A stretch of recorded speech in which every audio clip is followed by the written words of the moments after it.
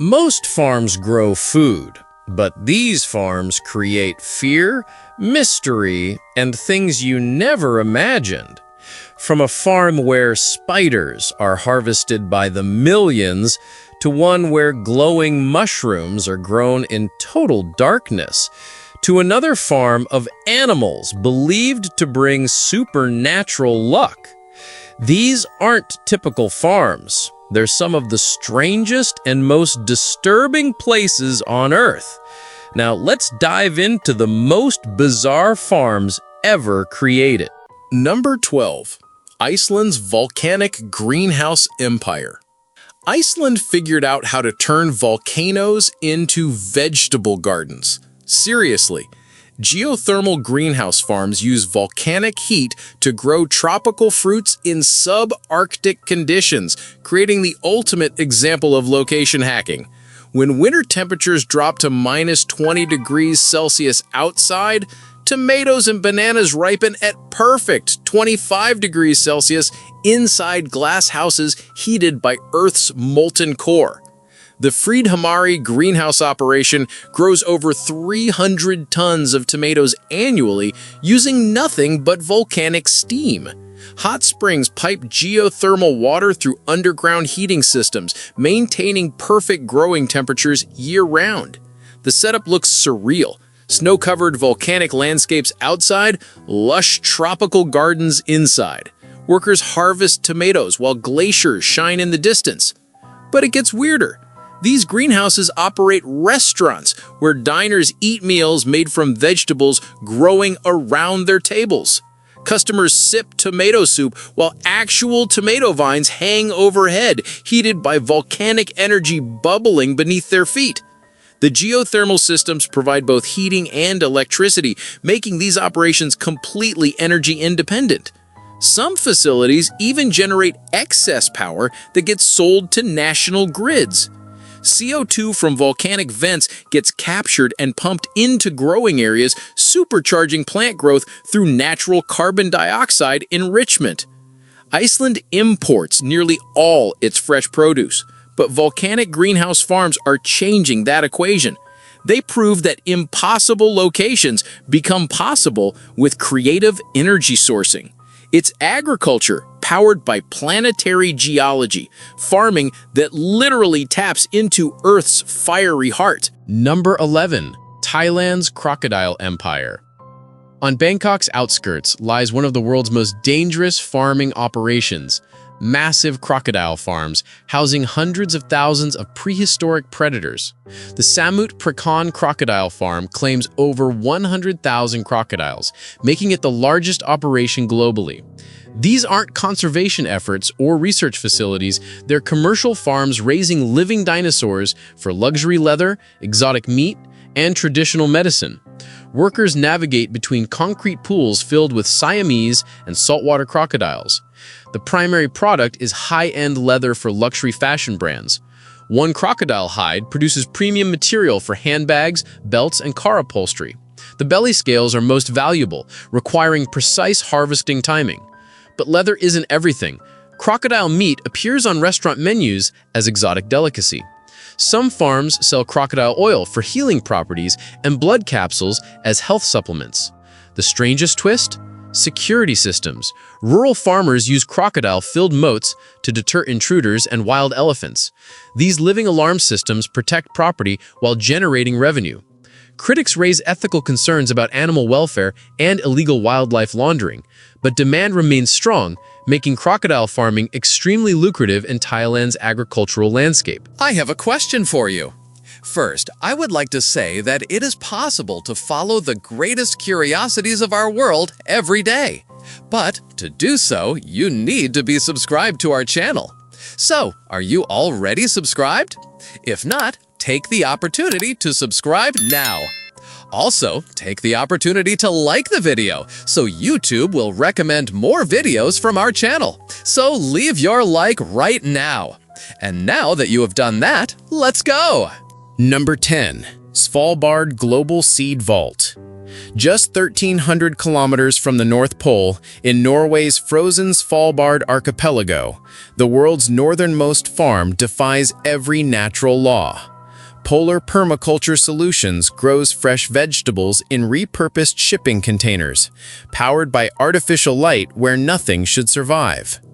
This Arctic outpost experiences 4 months of complete winter darkness and average temperatures of -5 degrees centigrade. Historically, every fresh food item required expensive shipping or flying, with single lettuce heads costing $8 to $10. Benjamin Vidmar, an American chef and entrepreneur, challenged this reality in 2015 with sustainable local food production vision. His operation started with small greenhouse units but evolved into customized shipping containers, fully enclosed climate-controlled farming environments. Inside each container, laboratory-perfect conditions prevail. Vertical shelves maximize limited space, while LED grow lights provide full-spectrum photosynthesis requirements. Air filtration and humidity controls maintain optimal growing conditions, while CO2 management optimizes plant growth further. The system produces herbs, lettuce, kale, and microgreens year-round despite hostile external conditions. This represents more than novelty farming, it's survival agriculture for extreme environments. As climate change affects global food security and space exploration advances, Arctic farming techniques could prove invaluable for Mars colonization or Antarctic research stations. In Svalbard's perpetual winter, green life flourishes in metal boxes, proving human ingenuity can create abundance even in Earth's most challenging environments. Number 9. Dayo Wasabi Farm. Deep in Japan's mountain valleys, something extraordinary happens.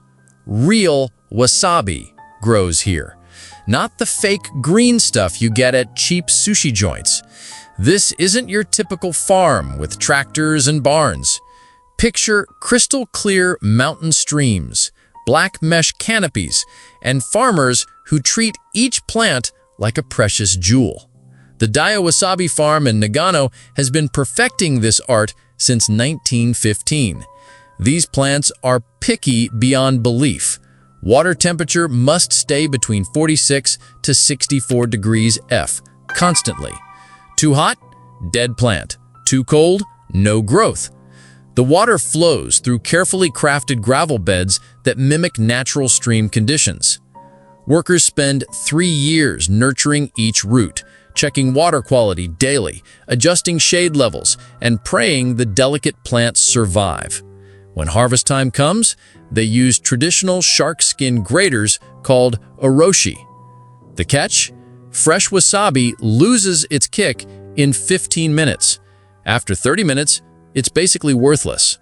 That's why real wasabi costs $300 per kilogram.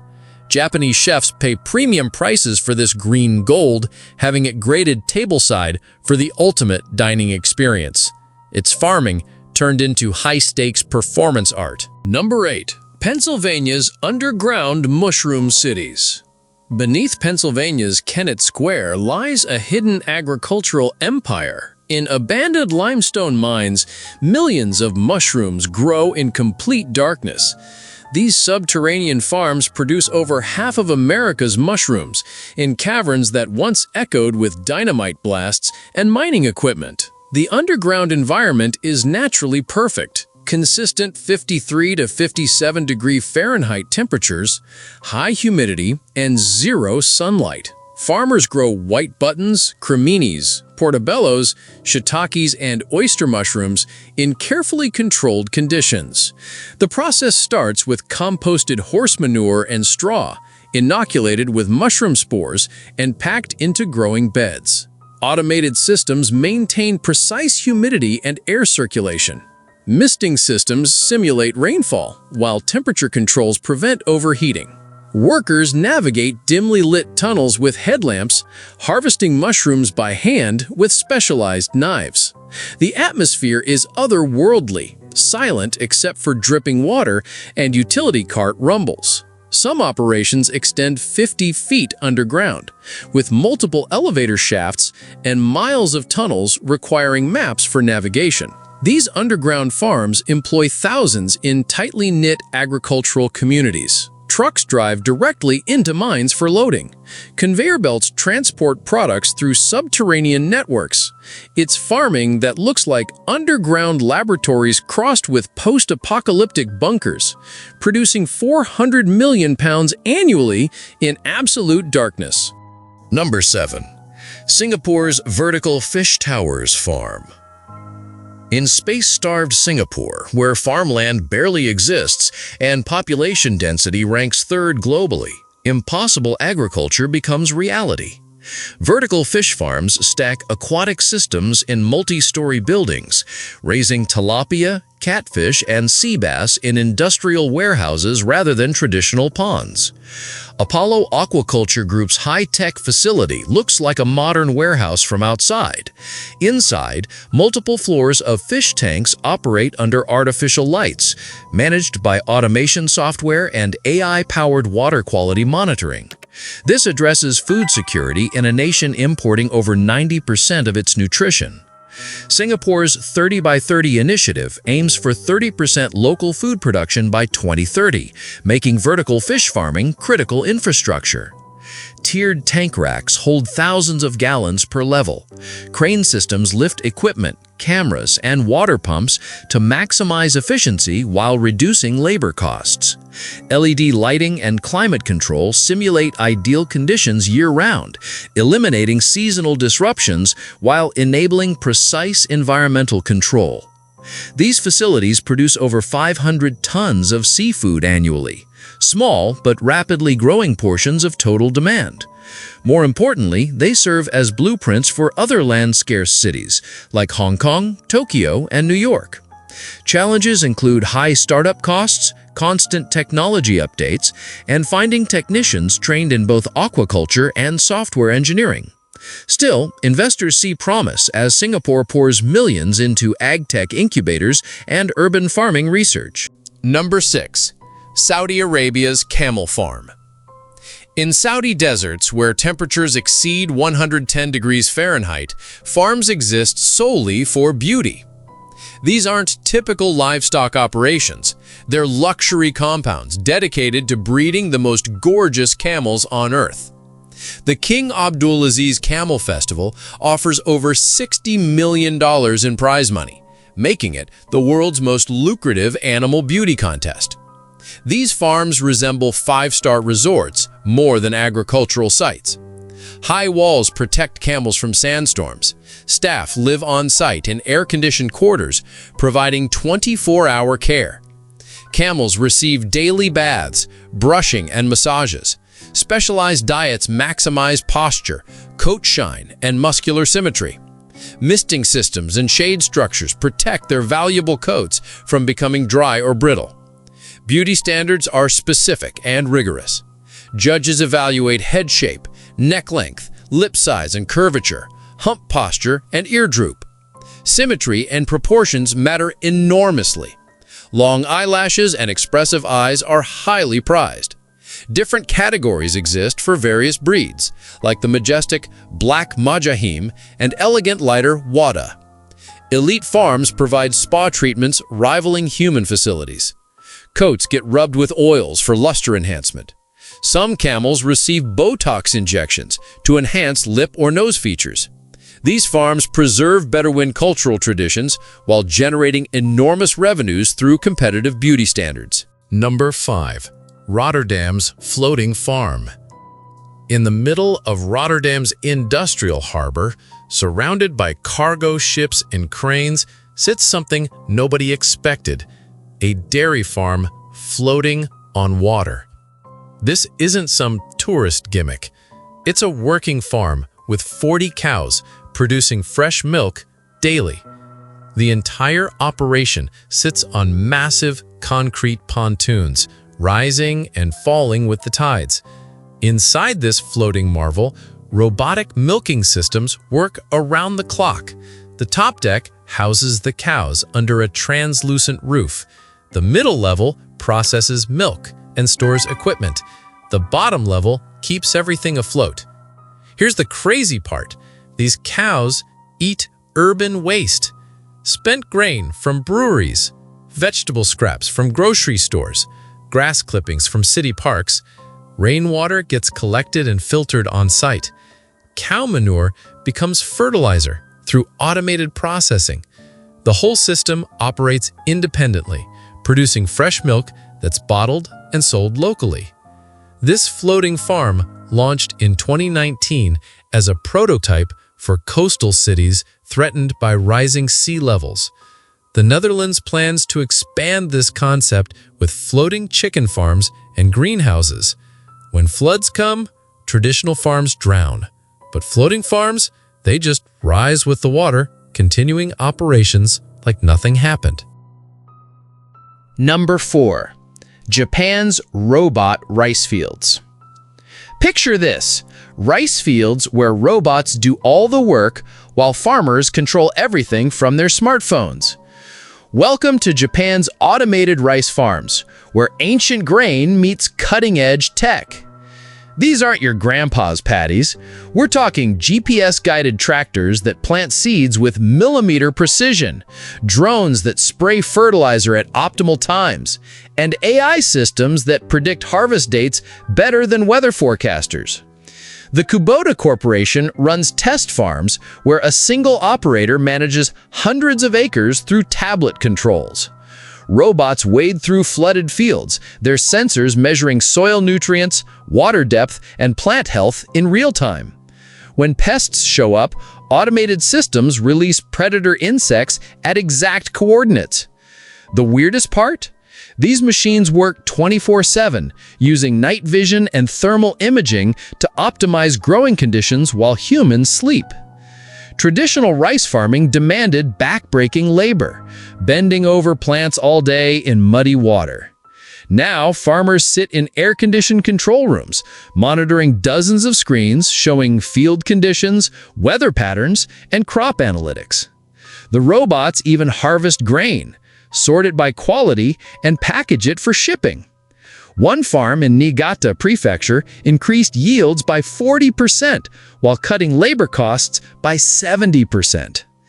It's like watching a video game, except the pixels are actual rice plants and the score is measured in tons per hectare. Japan's aging farming population found the perfect solution. Let machines do the heavy lifting while humans focus on strategy and optimization. Number 3. Snail farm.